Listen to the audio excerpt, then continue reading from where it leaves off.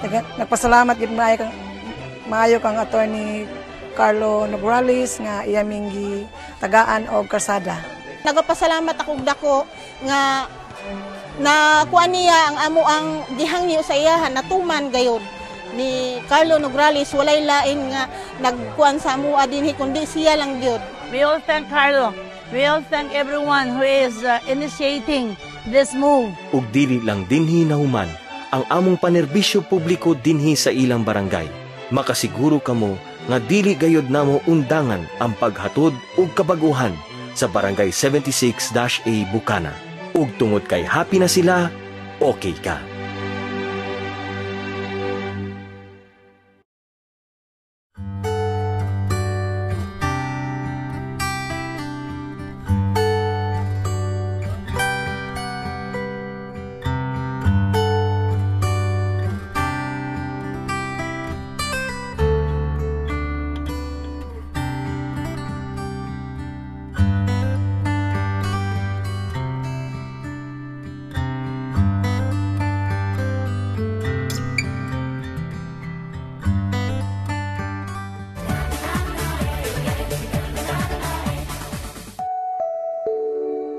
Maayong adlaw ug welcome sa usa na pod ka episode sa atong programang Tatak Kay. Karong adlaw atong i-feature ang 96 ka mga scholars nato sa Accent Training and Basic Call Center Tutorial nga migraduar karon sa University of Southeastern Philippines pinaagi sa atong programang Oplan Kaalam. Kini nga atong proyekto sakop lang gihapon sa Oplan Kaalam program sa mga Nograles di nagahatag kita og mga scholarships para sa edukasyon sa atong mga kabataan.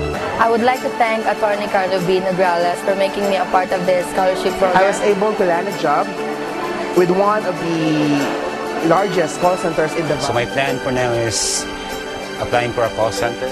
I congratulate you for participating throughout the course of the study. Maghinaot mi na mas daghan pa ang apply sa atong scholarships kay para mas daghan pa ang atong masuportahan ng mga future call center agents sa Davao City. Ug mga katto naglakop sa atong programa. Kini si Attorney Carlo Nograles. Magkita-kita na punta sunod semana dining lang sa Tatak Kay.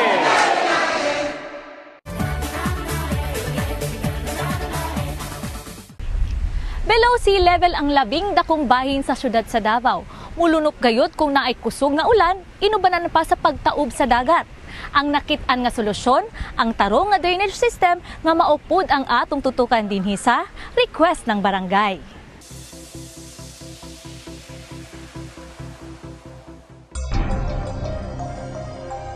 Ang nahimutangan sa syudad sa Davao ang rason ngano kini bahaunon. Kay 12 dako nga bahin sa syudad below sea level, 80% niini ang flood prone. Ang pag-okupa ug pagtukod og mga sityohanan sa kaniadtong halapad nga lasang sa mga bakawan dinhi sa baybay sa Davao ang ginabasol kung ngano magbaha. Dili pud angay kalimtan ang nagbara nga mga kanal tungod sa way pasulabi nga paglabay og basura. Karaan na pod ang drainage system sa Davao.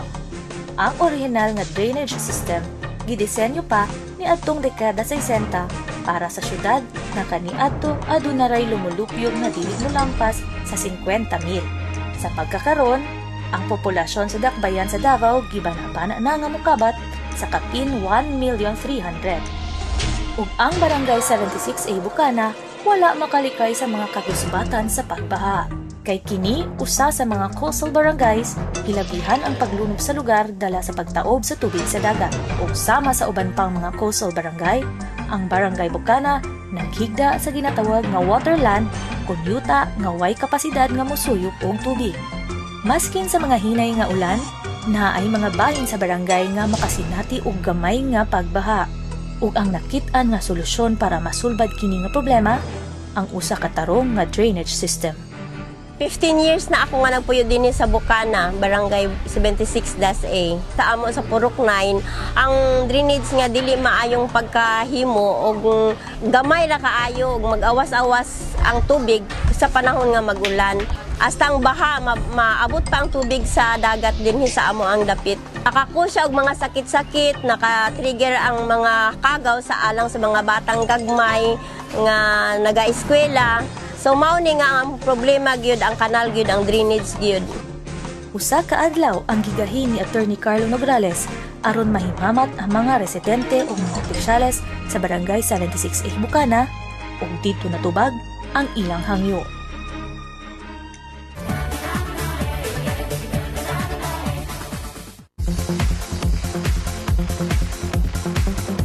Yes, may uto kay tanan sa tanan natong tigpaminaw tigtanaw sa atong programang Oplan Kalambuan sa Barangay Speaker Boy Nograles. Ug sama sa giingon ni Aljon og Liching, ani katidinhi karon sa Barangay Bukana 76-A kauban nato ang atong mga beneficiaries dinhi sa mong barangay.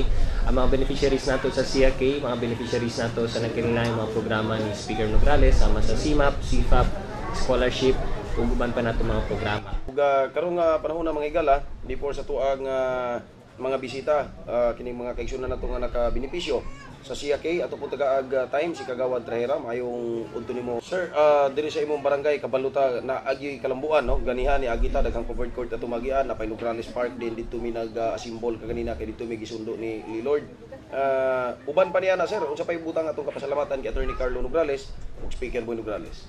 Pasalamat kami sa mga gipanghatag ng mga kayuhan dinhi sa mga labi na kini atong scholarship atong CMAP atong PhilHealth, atong mga kuhan, mga kinigitawag og mga concrete roads.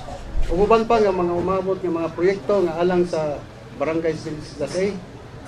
Kini nagpasabot nga kami murag gimahal gyud mi diri kay murag halos tanang mga proyekto na gyud gigubo sa atong kay. So kung atong tanawon ang tanang mga projects ni Congressman Nograles dili gyud mabiyaan ang Barangay 76-A sa paghatag og mga kaayuhan, mga programa tungod kay kining Barangay 76-A daghang kay mga lumulupyo dinhi ug daghan pa kay tang mga area dinhi kinihanlan natong tagaan og mga projects sama sa pagkonkreto sa atong mga kalsada. Ug dinhi bahin na may gala ato ang ma-interview karon ang coordinator palay ko pailaylas mo kogalingon sir ug may udto nimo. Mr. Juan Mirontos sa coordinator ko sa Barangay 76-A. Ang tanan nga proyekto nga naisip ni Kagawad Trahera ako isa ka natutunan na leader kaya juga nag-supported ni Congressman karon lang ko na ilan pag-secretary support ako isalamatan ako ang akong mga endorsement dito na ila CFAP wala gyud nag-miss gihatag tanan pinaagi sa livelihood ni kung gihatag ka namo nakahatag og kaayuhan isip presidente sa maong grupo ako na monitor ang akong mga membro ang ilang nadapatan mo ang mga durabli nga mga panginahanglanon o panginahanglanon sa matag adlaw sama sa tricycle. Daghan kayong salamat attorney. So mo niyang grupo sa Purok 8 dinhi sa Barangay Bukana na mo nakabenepisyo sa mga programa sa CIAK. So kining mga ginagmay nga mga negosyante nato halos kasagaran nila is mga kababainhan.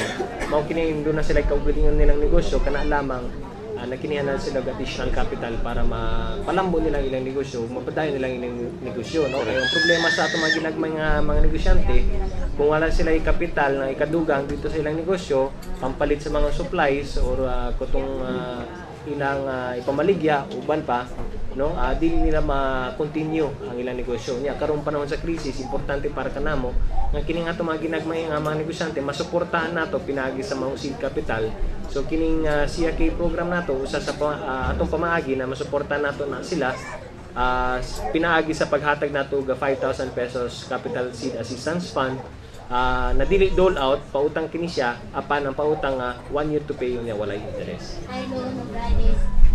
Kami tanan sa among grupo nga CIAK Women Dreamers Association of 78 Purok 8 150,000 kani siya gikuan ni sa 30 ka taon isip usa ka sekretary sa maong grupo ako ang obligasyon nga mag-monitor ko sa akong mga grupo kung wala na siya pilay na sa tingin ang pagpasalamat ng kay kani kwarta nga amo nagawat 5,000 gala isa namo dako kay siya nakatabang sa amo